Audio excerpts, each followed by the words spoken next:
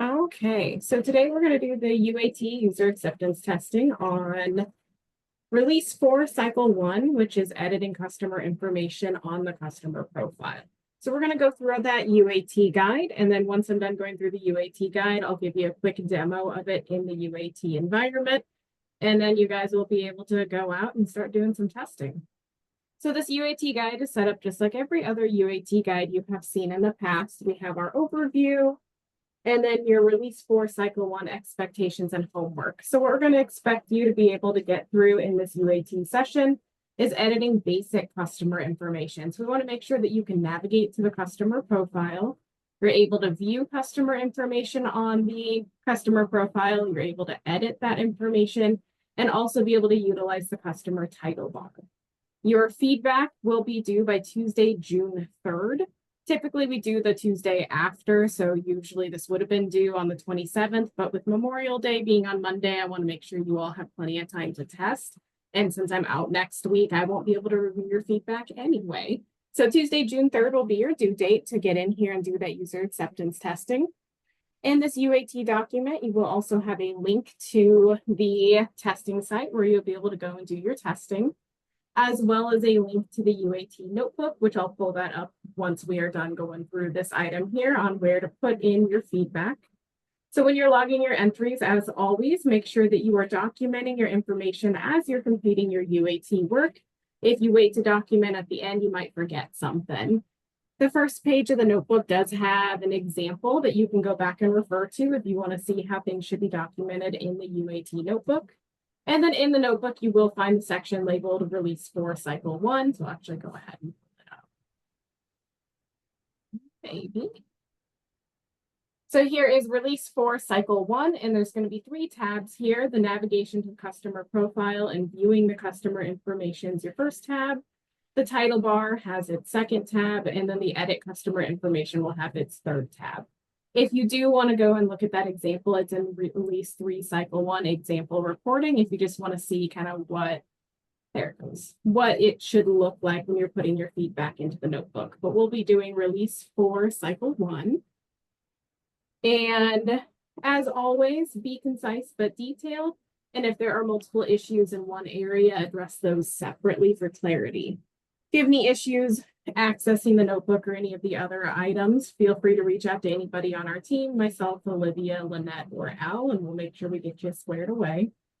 So expectations for UAT, we expect you to test these areas, but keep in mind the following best practices.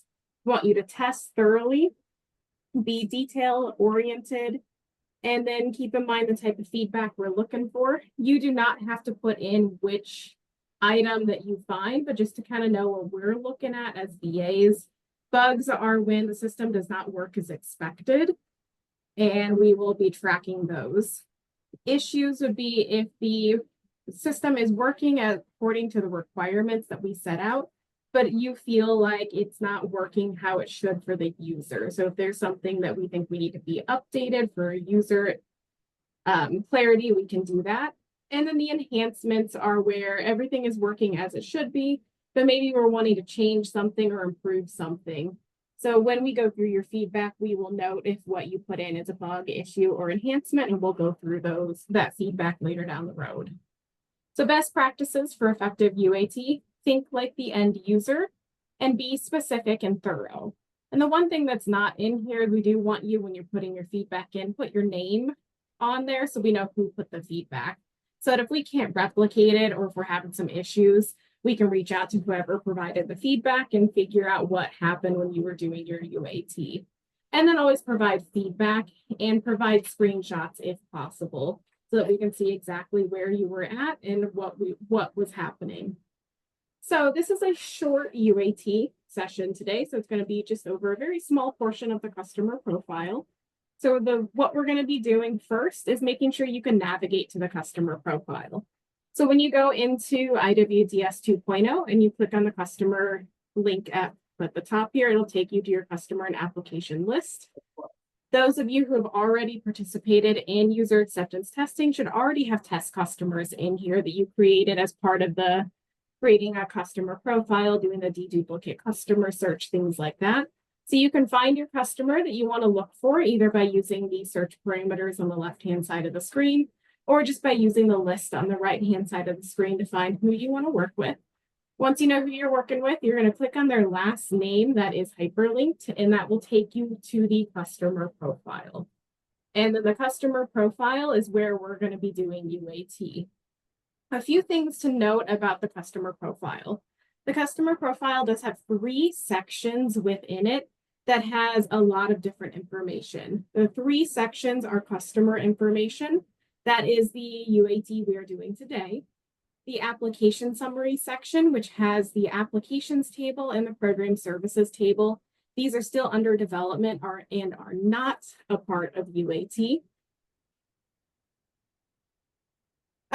Laura, for those doing UAT, yourself, Kelly, Jim, Christy, and then Lisa as well. So we will be sending this out and sending the recording out for those who are not on today.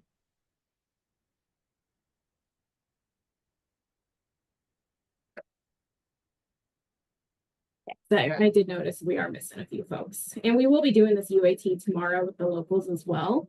So if anybody missed today that you know should be a part of it, Mark also, I would like to do this UAT, but I know he's out on vacation. But anybody can also hop on tomorrow if they want to see the UAT session again, especially if they missed today. But going back to this piece here, these 2 items under application summary will not be part of UAT. And then we have our 3rd section, which is profile information. In profile information, there are 3 sections: private information, veterans information, and additional contacts.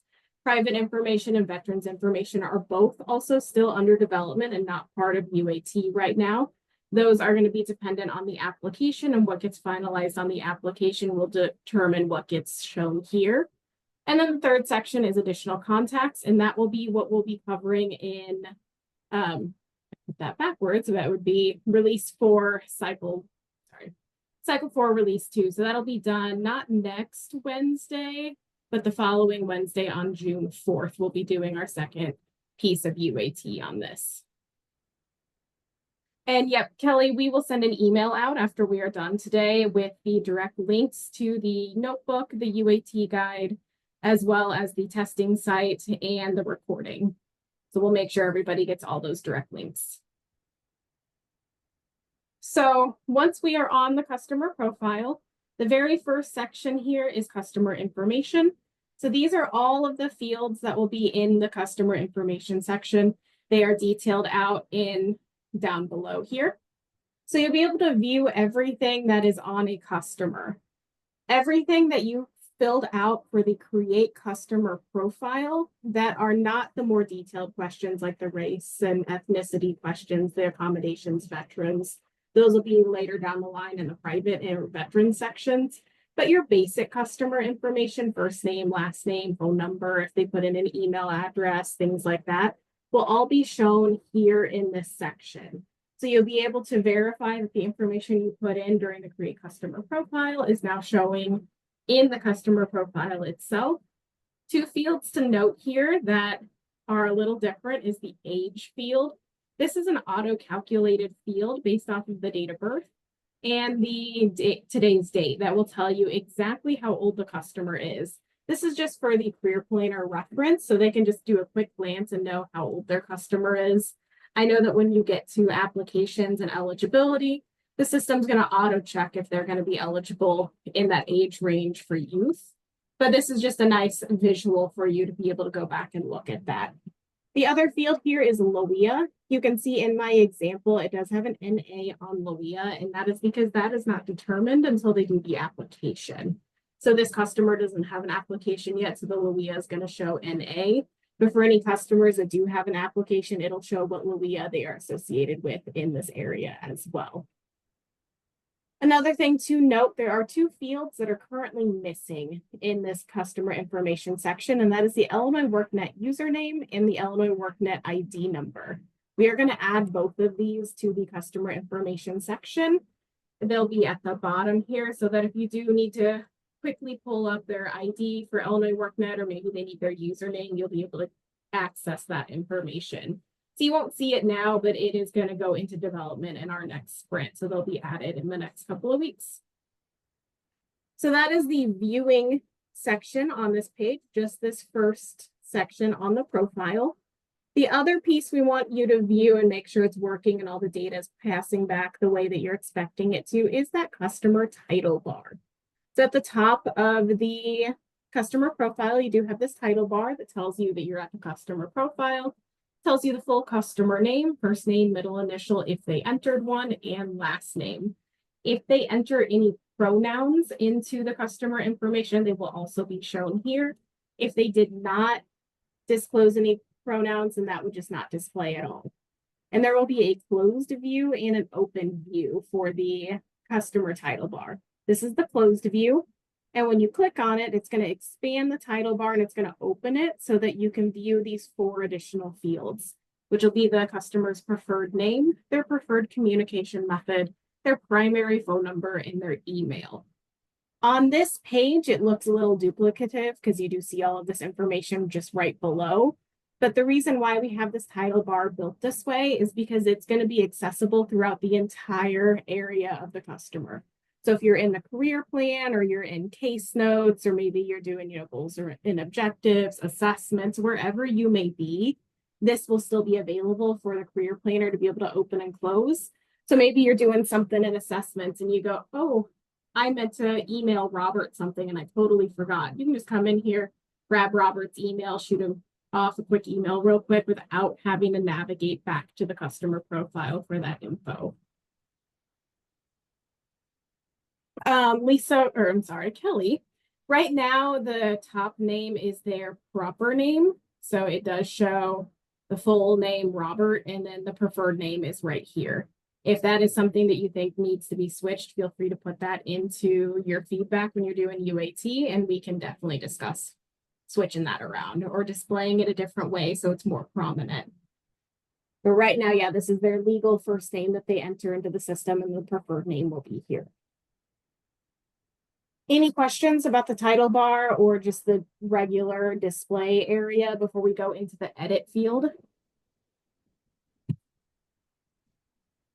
So next, what we're going to go over is actually editing customer information. So right now, it is not, Kelly, the email being a quick link, but I can make a note of that and seeing if we can definitely have that be a quick link. So it's just a nice quick, you click on it and it'll open it up. That's a good point.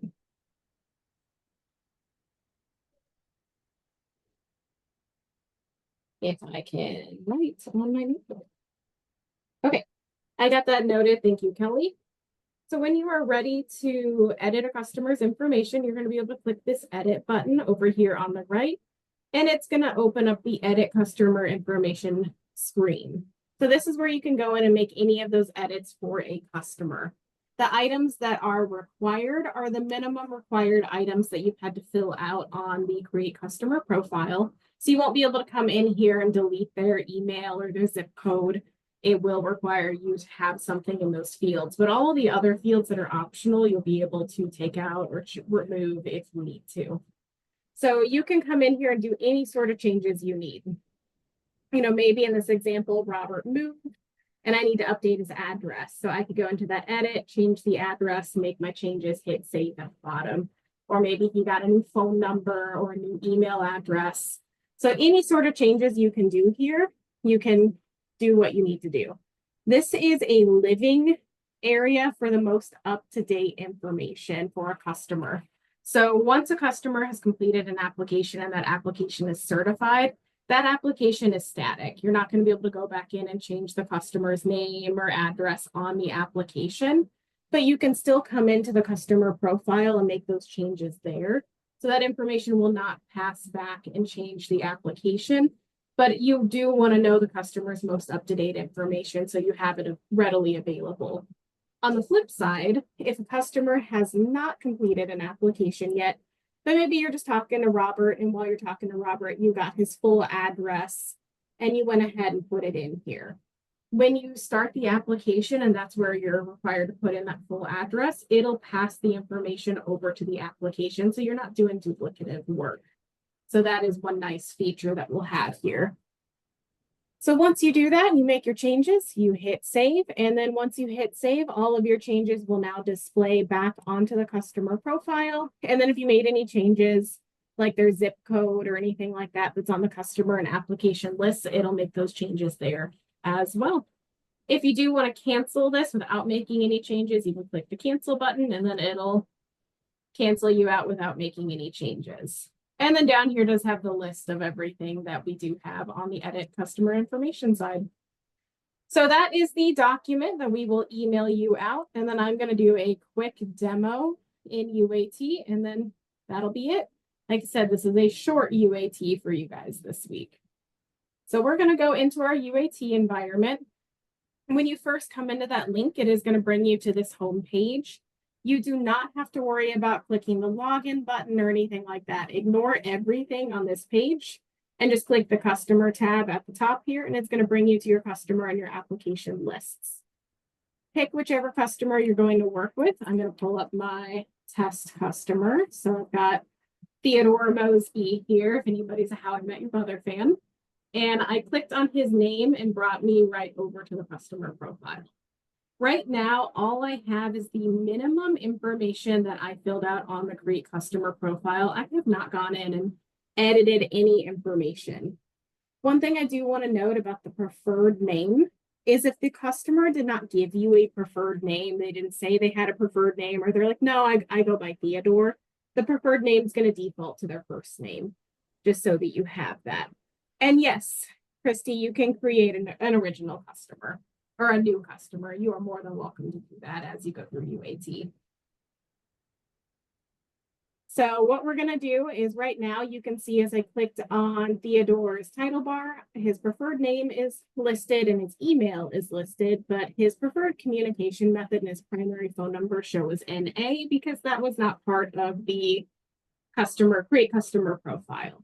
And on the address, it is only showing zip code right now because when you create that customer profile, that's the only field that is required for the address is zip code.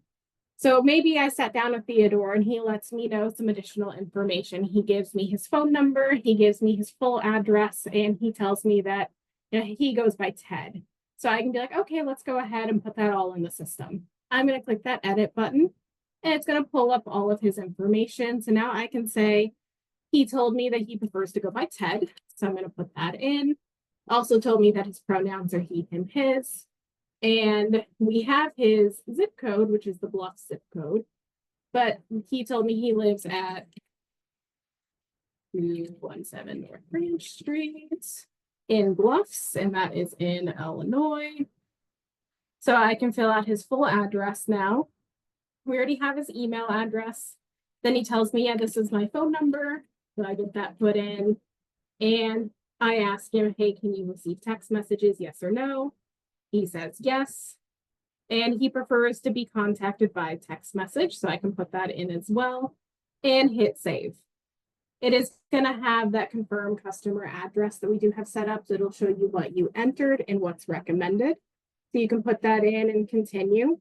So now that I've hit save and I've moved back to the customer profile, we can see now in the title bar, his pronouns are showing right here. And if I open this up, I can now see his preferred name is Ted. He prefers to be text or communicated via text. Here's his phone number. And you can see those changes I made down here as well. So the preferred name again, phone number, the preferred communication method, his full address. You can see all of that in here.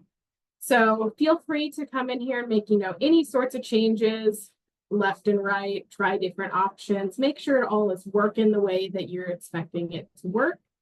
But that is what we're wanting you to do for this week for UAT. It's a short and sweet and to the point. Any other questions or anything you'd like me to review on this part?